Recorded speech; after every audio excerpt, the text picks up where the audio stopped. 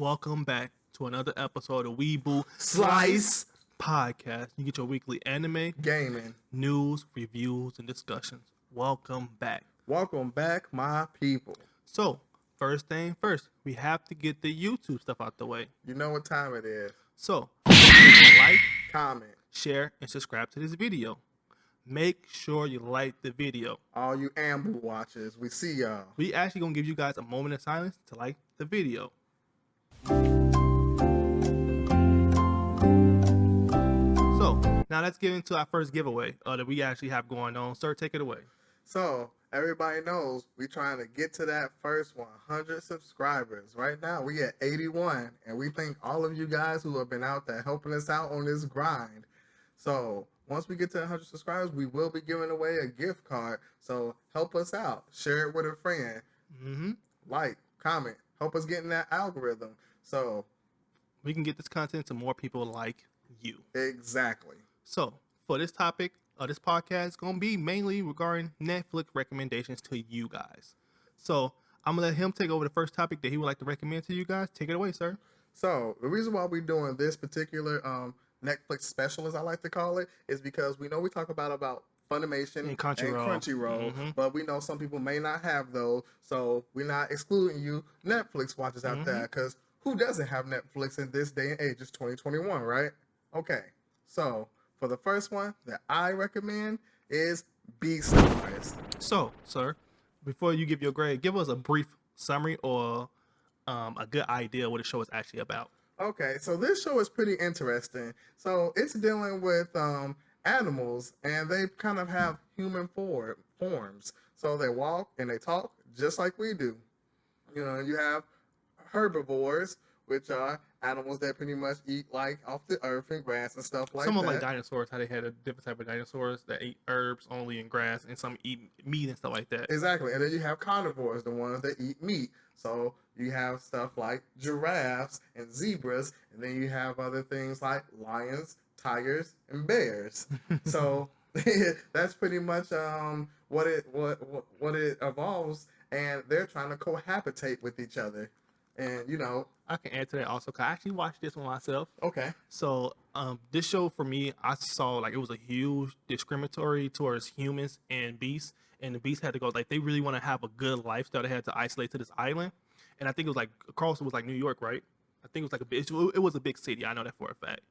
And they basically had to isolate to this island so they can have a paradise of their own and stuff like that. And it was a lot of political stuff going on behind the background, and they basically had to get their freedom. And the girl, she was like, she had basically developed her powers, because she really thought she was human for a long time, and she said she just randomly woke up as a fox or something like that, and she was able to morph to different type of breeds. Like she had developed like really fast speed. She developed how to fly like a bird. Like she's the only person who can manipulate to different type of animals and stuff like that. So I do remember that part.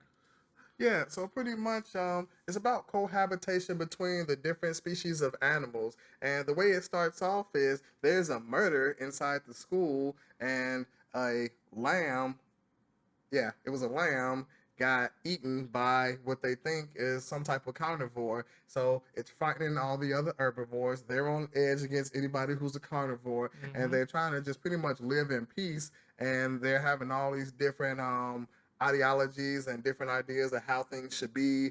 And it's very interesting because it's revolved around mostly this one carnivore wolf and his shy and awkwardness and trying to be a better person. So, and he falls in love with the herbivore, which is a rabbit, which is kind of unheard of. So I definitely recommend that people give this a watch. I don't want to give too much away, but as far as a grade, I would give it a B. And for me, I'm not too brutal on this one. I'm gonna give it a B minus. I was skeptical between a C plus, B minus, but Okay. I'm gonna be pretty generous today. I'm gonna give Look it a at B. that. I'm gonna give He's it a B. generous, people. I'm gonna give it a B minus. But the next anime I'm going to recommend is Seven Seas. I watched this a while back. Basically, it's like people's on an island stranded, and it's 7 seas, basically referring to like all the different seasons and stuff like that. And it was like multiple different groups of people that get isolated. One was in the boat, like a ship, and a couple of them was on a different part of the island. And basically, it's like an anime form of Gilligan's Island.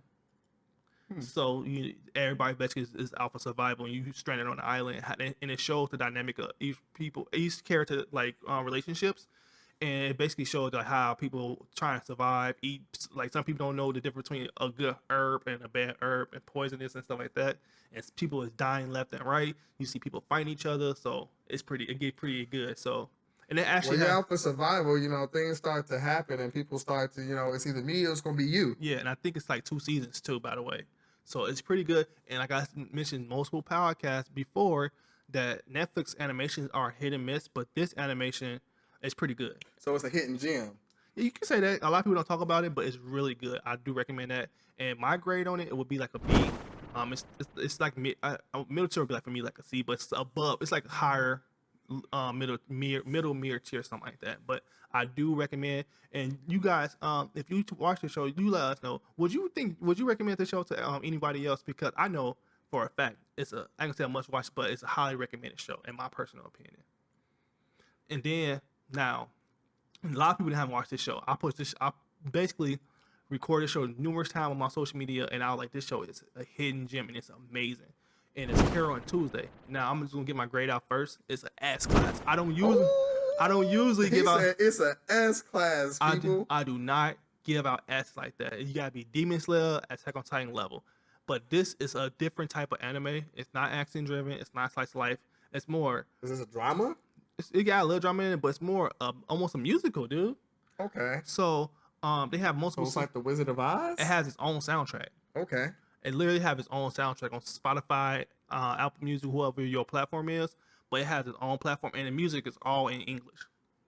So it's like a musical. It's an anime musical. It's about this girl named Carol and this girl named Tuesday. They on like Mars or something. They not on planet Earth, and basically they one of them play like a guitar, and another one play the piano, and they basically make music together. I think Tuesday. I'm trying to think which one, because one white girl, one black girl, and I think I can't think of which one is which right now because it's been a while. But like they basically joined the music industry, and they just show them coming up in the ranks and competing in like shows, actually doing events and stuff like that. Okay. And like it gets real good, and it have even artists and music have its own politics in real life, Oh yeah, and definitely. I can see that. and the show have its own politics. Like it get really good. Did you cry at the end?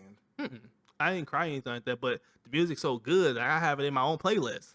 Like, Oh, it's okay. pretty, it's So pretty good. in your It's anime like playlist. I'm just Gotcha. I don't want to spoil it for you guys, even though I do recommend it. I'm gonna give you a brief summary of one of the songs. It was basically they was doing laundry, and the song was all based off laundry. So the song is called "Round and Around," and it basically how a dry and wash machine go round and round. Right. The whole song was based around that, and it's really catchy. Okay. It's really catchy. But that's why I don't give out S's. But this is a must watch, and it's 2 seasons available on Netflix, and it's a Netflix exclusive.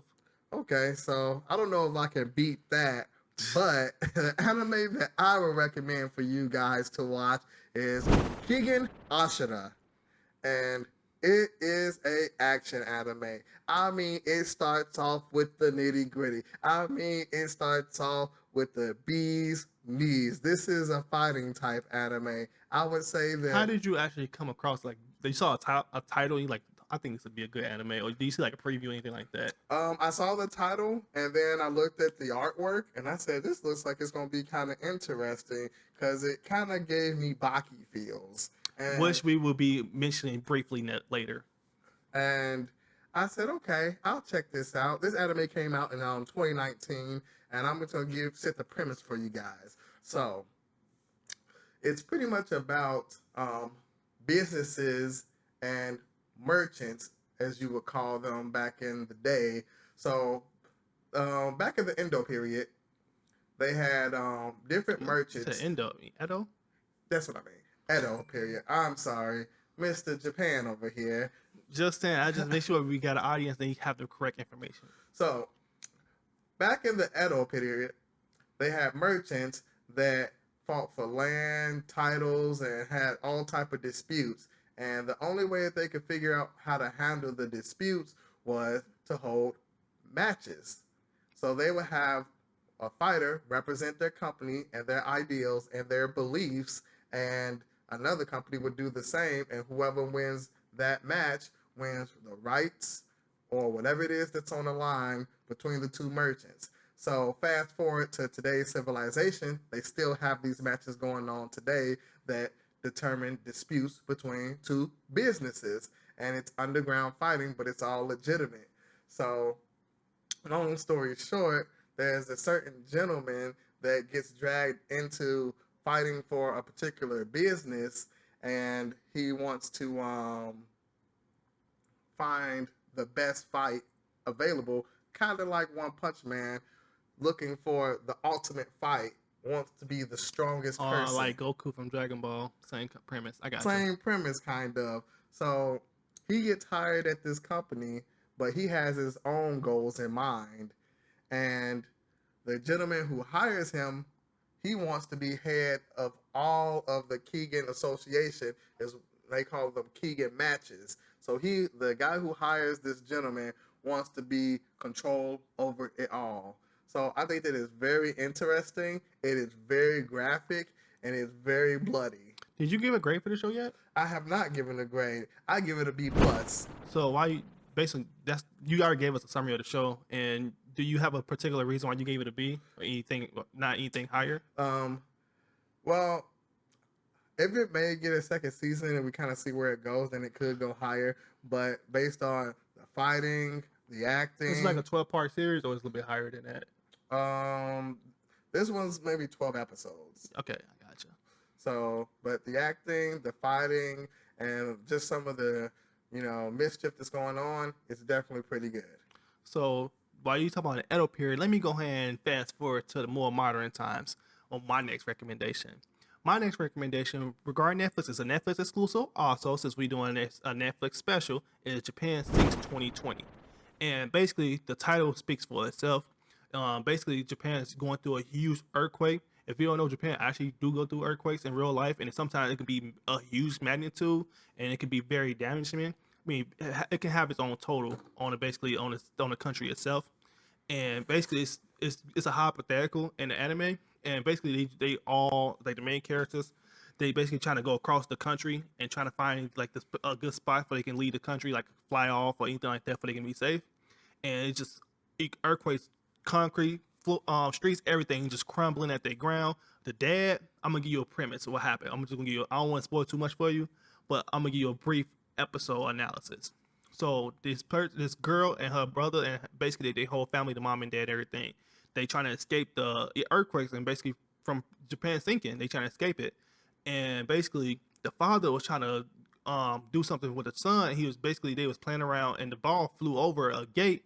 Even though he didn't read the gate, it was like a whole bunch of mines in this gate. And the dad went over. Sounds dangerous.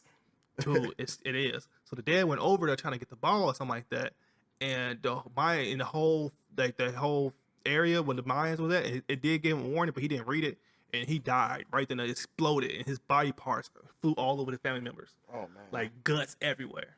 Like it was a very graphic show. Like people be dying left and right.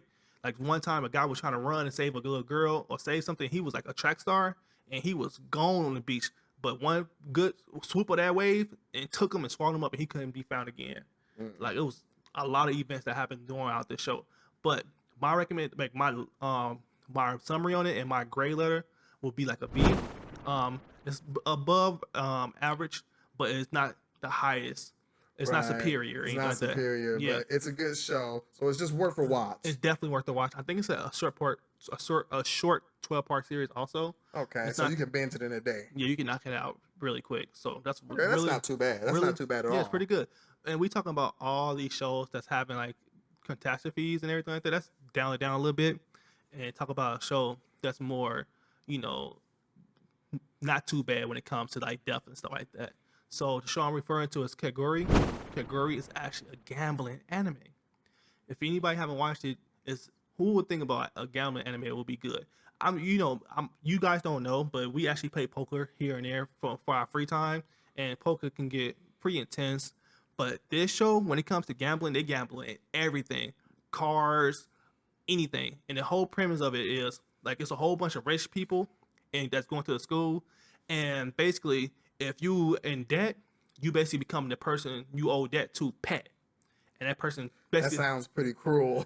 Yeah, for real. Like you basically... That sounds pretty cruel. So you have to do everything that person who owns you says.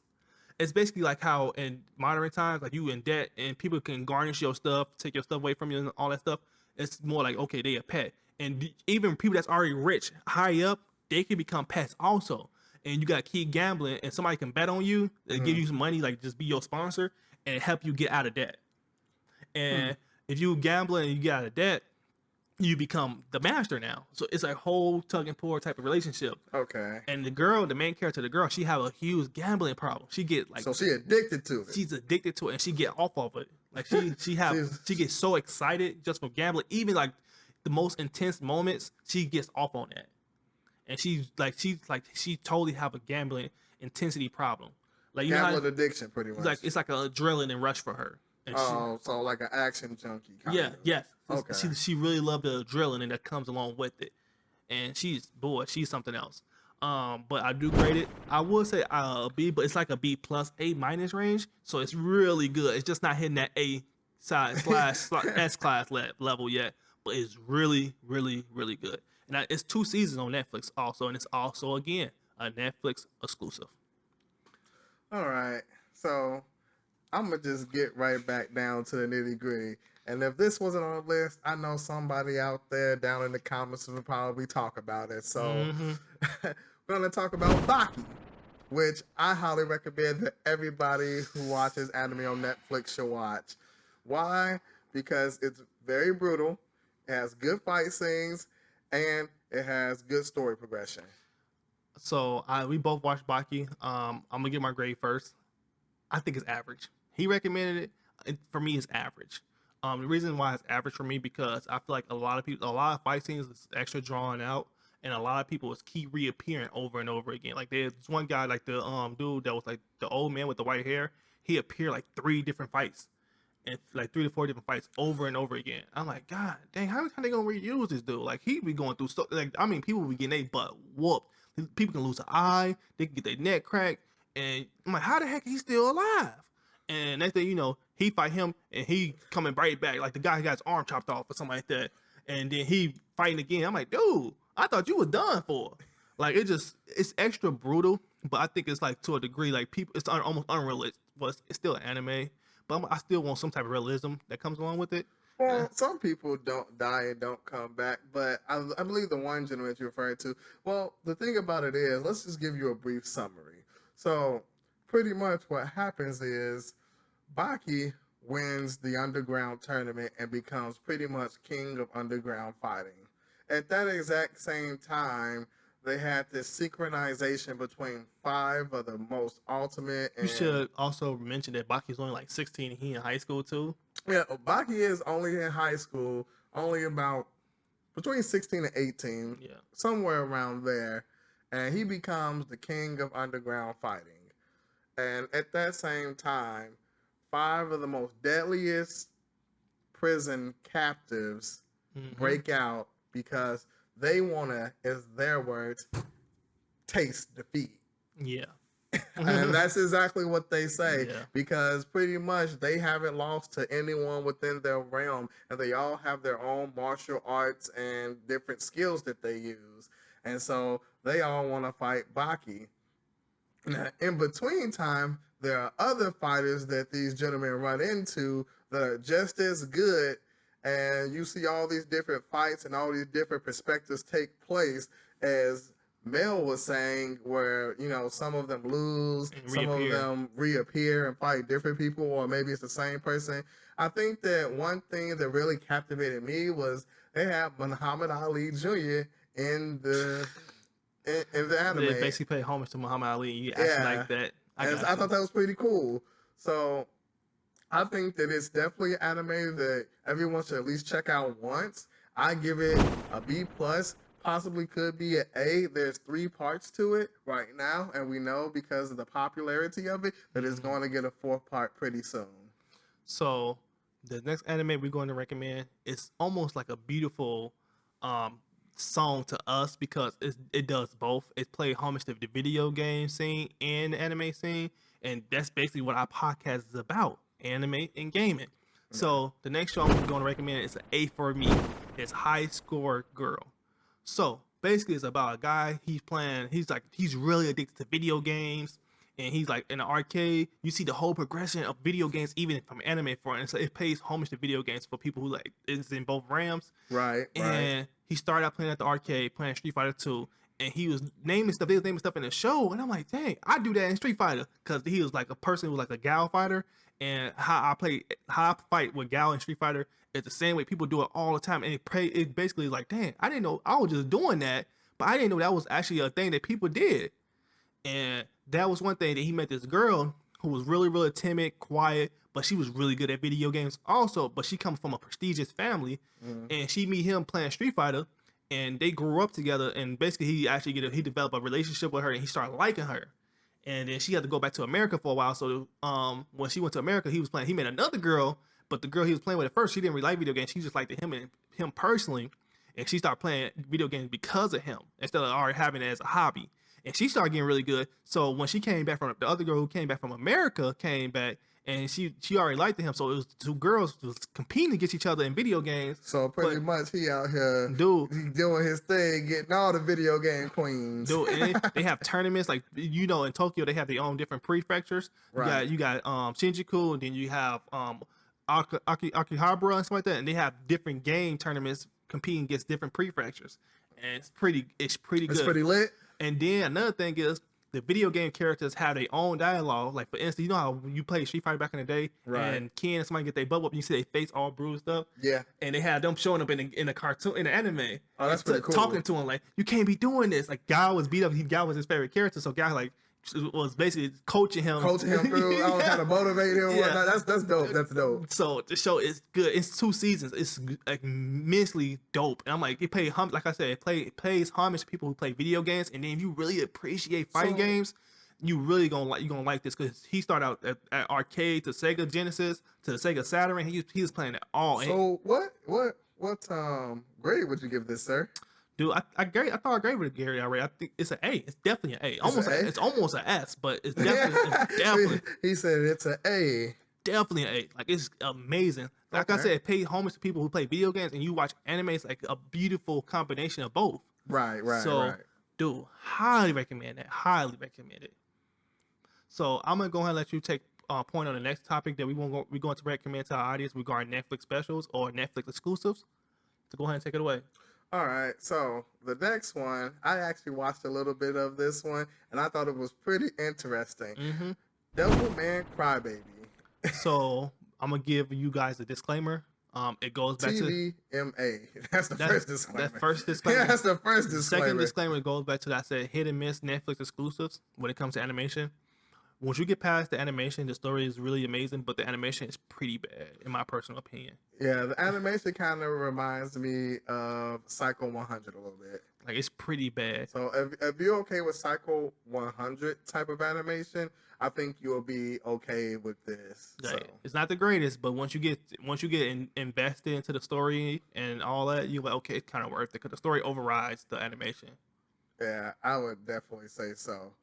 So, long story short, Devilman Crybaby is pretty much about a kid that grows up in a small town, and he's a crybaby. He cries like when sad things happen to him or when sad things happen to other people.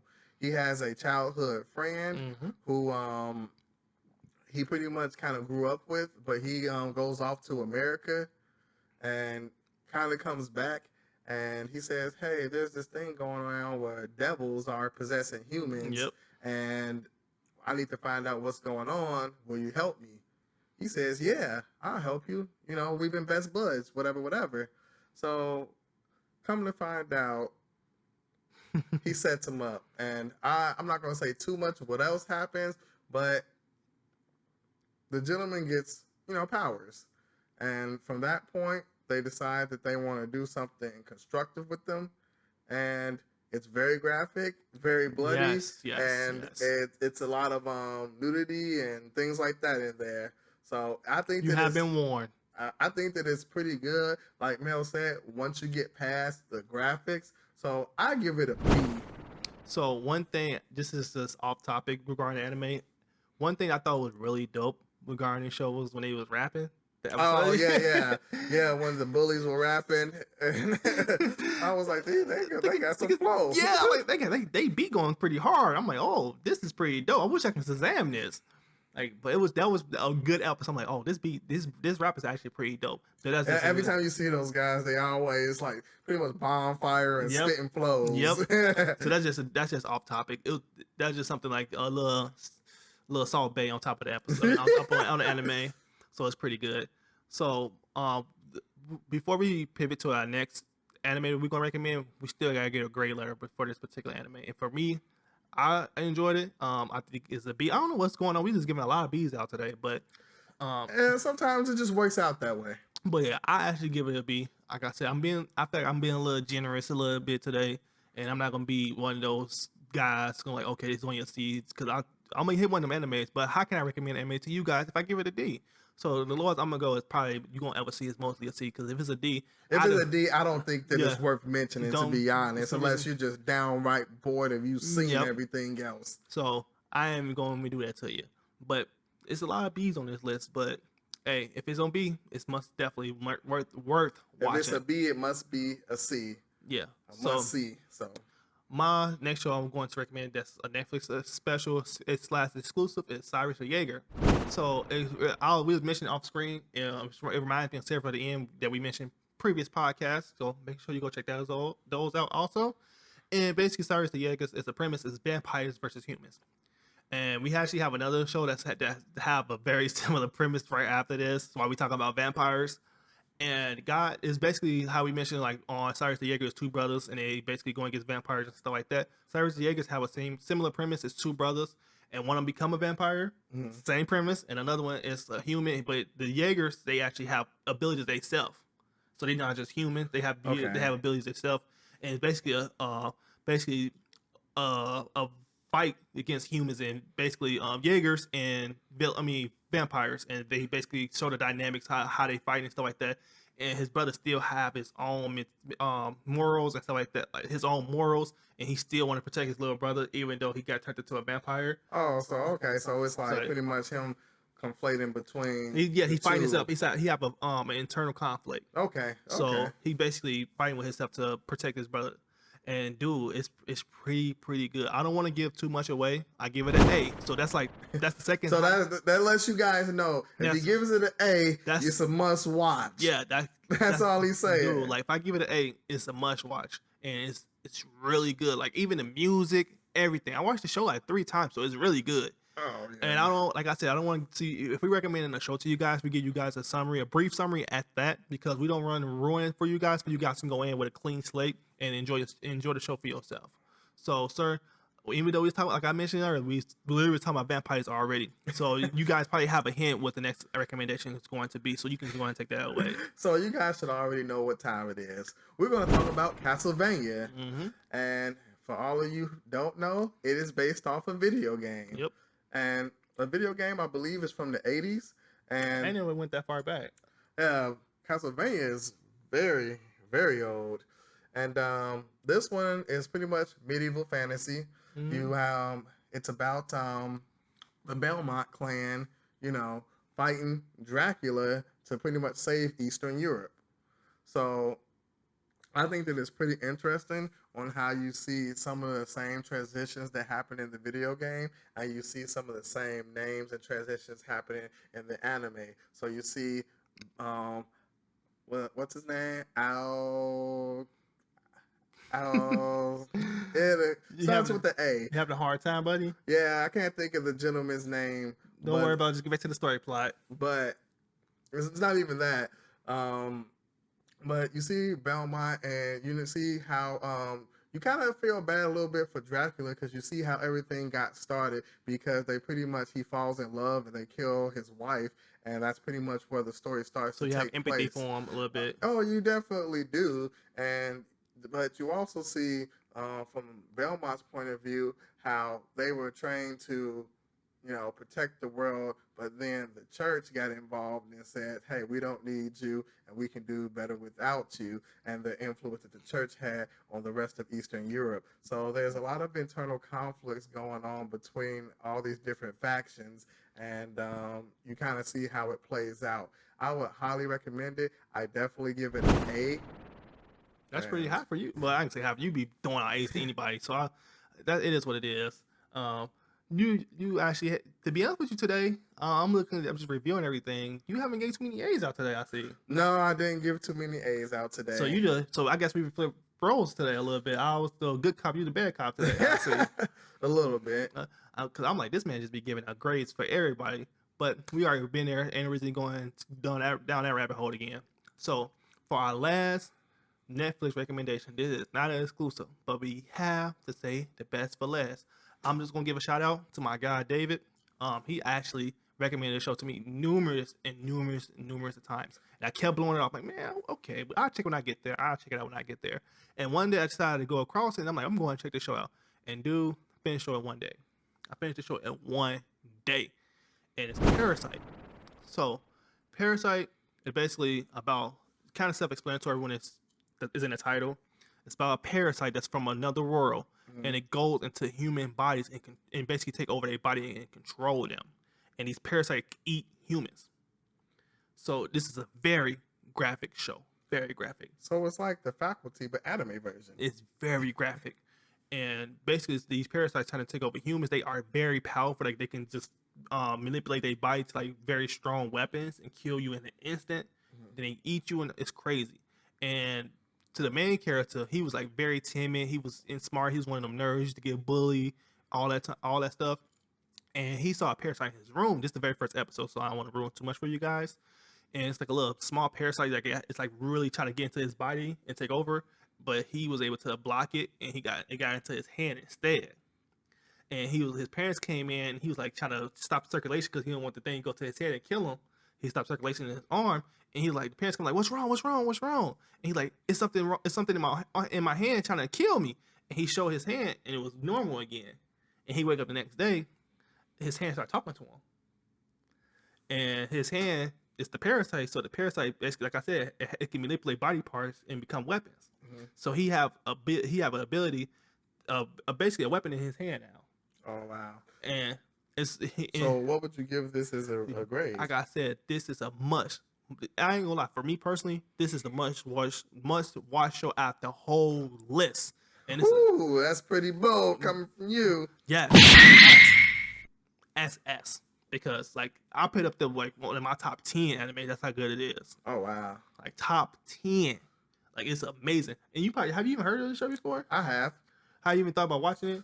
My anime list is pretty big. Not gonna lie, it's on there, but it's not number one. It was like down the total pole. Oh, it's definitely down the total pole. You need to push it. Escalate that up to like top 3. Escalate that up immediately. Okay. I mean, escalate that up immediately. I'm telling you, you're gonna finish it in one sitting.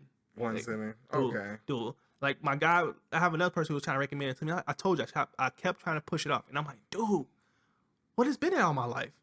Like, it's what has been in all my life? Like, if any of you guys seen Parasite, let this guy know it's a must watch. It's so good. Let me know down in the comments. Do I need to push this up my list? So good. Yes, you can't. Man, it's the top of the echelon. And I just thought about this.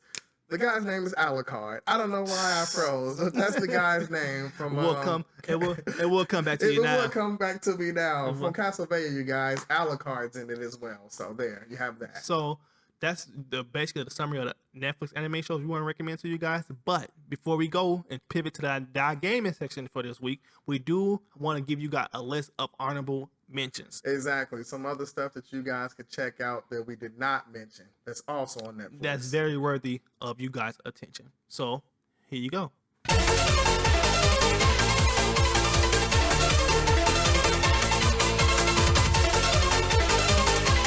Now, the other reason why you guys are here, let's talk about it. Games. We mentioned in the last episode. It's E3 season, and we have a little bit of news for you. So, one thing, I know you said you weren't going to play it until this version came out anyways. Exactly. So, the word I ain't saying the word on the street, is officially being announced that Fantasy Star 2 Online New Genesis has an official release date for June 9th. Now, sir, would you actually check this one out? Because this is what you've been waiting for. Well, it comes out on my birthday. I don't think it's a question. Well, um, I don't know you're going to be available to play it on your birthday. Well, that's true, but yes, I will be playing it. Long story short, when it comes out, or sometime in the month of June.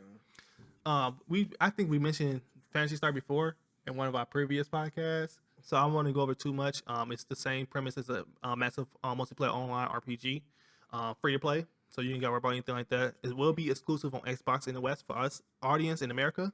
So if you in America, if you was over in Japan, it'd be on all platforms, Sony, Nintendo, and everything. But over here, it's a Microsoft exclusive. Unfortunately for you, Sony watchers. And basically, I actually enjoy Fantasy Star. Even though it's like a 10-year game that we had got like 10 years later. Very much. And Well, this revamped version is supposed to have new things to do. I It's heard supposed to be more massive and yep, immersed, and it's yep, supposed to yep. look better, obviously, with the graphics and things from the new console. So we've kind of got to play it by ear. It's going to be a free to play, like you just said. So we'll definitely be letting you know. Yeah, so it's obviously made by Sega. It's one of those because it's not most MMOs. It's so different, so many different types of MMOs nowadays. You got medieval ones like Black Desert. You got the fantasy ones like Final Fantasy 14. But this one is more like outer space. Looks like more futuristic. Yes, I would outer say. space, more outer space. So it's something. It's a little different MMO type of experience. So I know I will be checking it out. But we just want to give you guys the news and let you guys know that if you want to check out a free to play MMO that seems intriguing for you guys, you go ahead and check that out June 9th. So another thing, we always talk about FPS. We always talk about Apex. We always talk about Call of Duty Warzone. So we're gonna talk about a franchise that we don't mention too much, and that's Battlefield 6. And I know we were talking about Battlefield 4, I think previously, and I really enjoy Battlefield 4. And this one's gonna be instead like 2022. It's gonna be a more Modern day. FPS. And I really, like I said, I really enjoy Battlefield 4. So I hope, and then based on what we've been told, it's gonna be more close to that mechanics, anyways. Battlefield 3 and 4. And you know how Battlefield always want to go over and beyond when they mechanics like even then Battlefield 4 was because Call of Duty don't have this in their multiplayer. You can shoot grenades, you can shoot RPGs. The building does not destruct. On Battlefield, the whole building destruct. Yeah, it's very destructible environments, So and that was a big deal for people who like to camp and things of that nature. that's real nice. So and nothing comes back once it's destroyed for good. Yeah. But while we talking about Battlefield 6, we just wanted to mention to you guys that the official reveal is also June 9th. We already know, like we mentioned last podcast, it's E3 season, baby. So everything will be coming down the pipeline. So everything. Just stay in tune with us, and we'll try to get you the information as fast as we can get it. Once we get it, we can give it out to you guys. But exactly. You guys let us know if you're ready and excited for Battlefield. I know a lot of people actually excited. I don't know if it's going to take over a Warzone or anything like that, but we will see. It'll be pretty interesting. We'll see what all they have to offer. I'm quite sure that they're going to get in on the Battle Royale mix or something of that nature because that's where the money's at right now. And if that's the case, they're going to have a free-to-play type of version of the game. I can imagine so, but we have to see how well it does. Yep. But that's only speculation. Only speculation. So while we talk about first-person shooters, another game that's just been recently fresh off the press is Crysis Remastered. Actually, 2 and 3 is coming out for all current platforms and PC this fall. Have you ever played Crysis before? It didn't ever really appeal to me like that, but I know that it was supposed to be pushing the boundaries of what graphics can do, especially on computer. And I understand what it was supposed to do and things of that nature, and it looked good. But it just really wasn't a game that I was particularly interested in. I find it kind of puzzling that you mentioned that because if anything, it reminds me of one of your games you always try to recommend to me is Deus Ex. Oh, yeah. Yeah, it's literally like that almost. But, Deus Ex has a lot of story to it. I know it's the story plot. I'm talking about the mechanics, the game mechanics and stuff like that. Oh. I'm talking about the gaming mechanics. I ain't talking about the story itself. I'm talking about the gaming mechanics. Because I played one Crysis, which is Crysis 3, even though that's the one they said people least like the most is Crysis 3. And yes, I do know that everybody used Crysis 1 back in the day. If you want to show off your PC specs, it was like a benchmark for all PC gaming. Pretty much. And people, that was the talk of the time. I think it was more of a tech demo than actually a game itself. Yeah, I guess. Yeah, you can kind of say that. Exactly. But now, this news was kind of puzzling to me because we always talking about Sony, and Well, thing is, Jim Ryan, the president of Sony Interactive and Computer Interactive, basically was saying we believe in next generation. We believe in next generation, and based on the history, that was kind of a fact because when you went from PS2 to PS3, the PS3 had games that you cannot play on PS2, and the same applies for PS3 to PS4. But word on the street is God of War sequel for PS5 just been delayed to next year, and why it been delayed? The news that came along with that is it's also coming to PS4, and the same thing goes for Gran Turismo 7. And the crazy part about Gran Turismo 7 actually had a screenshot in its demo saying a PS5 exclusive. And I'm like, loans, to be honest with you, loans, it doesn't hold the PS5 version back. I don't care if it's going to be on PS4, but what happened, what a lot of fans is upset about, that they lied. Well, yeah, I get. I think they did it for me personally is because of competition. They see what the other consoles are doing, and they want to make sure that they can profit off anything that they can profit off of. So I get why they did it, but you could have just been upfront and said that from the beginning. Dude, they was holding their purchase extra hard. They like, we not telling anybody. We trying to sell PS5, which to be honest with you, based on PS4, based on Sony, like we mentioned, Well, units sold, they're winning. like so. even like we mentioned previously that they already own majority of the market share when it comes to consoles. So they like, oh, we got to make sure we sell these PS5 because we have to give them a reason to buy the next gen systems. And the only games that I feel like that is take full advantage of the next gen hardware is Demon Souls, where we both beat. Yeah. It was pretty good, by the way. Highly recommended. And prepare to die a lot. And Ratchet and Clank. Yeah. So that's the two main games. Like right now, the word on the street is Ratchet and Clank is going to be the flagship game because it takes full advantage of the PS5 SSD hardware and everything that's included with that. And it was like, this is not possible on that slow mechanical hard drive that's inside the PS4. So as of now, because Demon Soul is a niche game, everybody's not going to play that. I'm letting you know that right now because you're going to buy it. Some people will buy it and trade it back in the same day. Oh, and it's definitely certain people's cup of tea. Yeah, it's a very niche game. So Ratchet and Clank is more appealing to the masses. Yeah. I will say one thing though.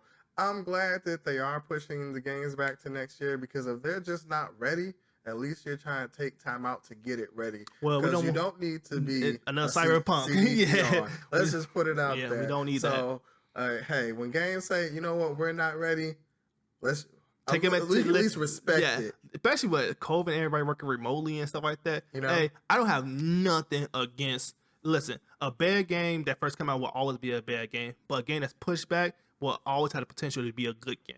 Exactly. So I would never be upset with that. When I was younger, I used to get upset, like, man, I want that game now. But now as an adult, when you comprehend and understand what it takes to make a video game, dude, I said take all the time you need. Exactly. Take all the time you need because I really hate with a passion when companies pull. That's the CJ Project Red type of ordeal when it comes to Cyberpunk because, dude, like, I'd rather you push back Cyberpunk and put out this fall than what you put out last year with all the extra buzz. Exactly. Or don't be a Cyberpunk, don't be an Anthem, don't be like Star Wars Battlefront 2. Yeah. Be about what you say and say what you mean. That's pretty much what gamers want. Well, if you can do those things for us, we'll be happy. Most definitely. So we're going to close our show regarding Nintendo. We rarely talk about Nintendo. The only last time we talked about Nintendo was regarding Pokemon. We rarely talk about Nintendo, even though we are both Switch owners. So now we actually are excited because Nintendo just announced their E3 time event for E3, and it's going to be scheduled for 6/15, which is June 15th at 7 a.m. So that's extra early. And when I say 7 a.m. get your calendars out and mark the date. That's June 15th. 7 a.m. And the time I'm going off of is Central. So that's where we are located. We located in the Midwest, so we going off Central. So wherever you are in the world, we going off at that time. And the reason why we're excited because Nintendo, they have it's like 40-minute long stretch of straight Nintendo Switch games alone. Just software, not hardware, you guys. Just Nintendo Switch games. Well, we should expect relatively soon, either this fall or in the beginning of next year. And I just wonder what they're gonna put out. And the first thing I'm gonna go ahead and make color predictions for games I would like to come out. And the first thing I love my Mario Party. And and they just announced an update. The update was pretty small. Basically, they allow you to fully play Mario Party online with your friends. and it's really smooth because they have a new net code they're using now. Because back in the day, people used to complain about playing Super Smash Bros. Ultimate online, like it was really laggy. It's not really It responsive. was super laggy. I tried it a couple of times and it was super laggy. And at this point, even though it's a lot cheaper than Xbox Live or PSN network, It's not worth it really. you know, paying the Three price dollars. It's like and $3 a month. no, it's $20 for a year. I said $3 a month. Oh yeah, but who wants to pay $3 a month when you can pay $20 for a year? But it wasn't worth it when you playing games like that and the lag and things like that come about. So that's one of the predictions I make, and the next prediction I'm gonna make is I'm not really invested into the series, but I want to try it out. And it been delayed, it been in development hell, it been going from developer to developer, and that's Metro Prime 3. We know, everybody knows that it's nowhere near ready for release, but give us a video on how the progression is going. I just want to see what's going on, how the premise, the video game is going to be. That's a video game. Gameplay going to be, and how the storyline and what's going to be taking place and stuff like that. Just give us a little bit to go off of. I agree with that. I've played Metroids. I like Metroidvania games, so I'll definitely play it whenever it does decide to come out. The one game that I'm hoping that they mention. Your predictions, huh? What's your predictions? I just have one, and Breath of the Wild 2, man. Well, we know that's going to be there. Well, hopefully, you never know. You never know. So I'm not going to hold my breath with any of these companies, and I'm not going to get it too high. So that's the only thing that I really want to look forward to seeing. I played one, and I beat it. I'm not even gonna hold you up. I still haven't beat Breath of the Wild 1 yet. I'm gonna need you to get your I like weight it. up. I like it. Don't get me wrong. I really enjoy it. But I'm going to buy Skyward Sword next month too. Skyward Sword remaster. I know Nintendo is forever finessing us. They just basically remaster these games and just give it to us at full price. But we just crazy to go along. I beat Link's Awakening and I beat we just be like, even the Mario, you didn't buy it, but I bought it. The Mario 35th anniversary edition. Oh yeah, me personally, I didn't. And the thing is, the crazy thing is, they be selling it to us at full price, and we just go buy it anyways. And I'm like, I ain't gonna lie, them Nintendo games hold value, man. Them games hold value. But that's our prediction on Nintendo. Before we actually close out the show, I do want to give a brief story about my experience at Treehouse of Nintendo at 2019. 2019 before COVID hit, 2020 because E3 was shut down. And I went to the Treehouse of 2019. That's when Luigi's Mansion was coming out later that fall. And Luigi Mansion 3, yeah. And Pokemon Sword and Shield was coming out that year. That was a good year. So it was really dope. I hope they do this for this year because it's going to be 3 years for the Treehouse. And I know it's going to be virtual, but I hope they be very, very creative when it comes to their Treehouse this year. Because when I went there in person, I was fortunate to sign in early, so I was able to cut lines. And for the Pokemon, you walk into a stadium. They had you walk into a stadium. That's pretty dope. And to play Pokemon Sword and Shield.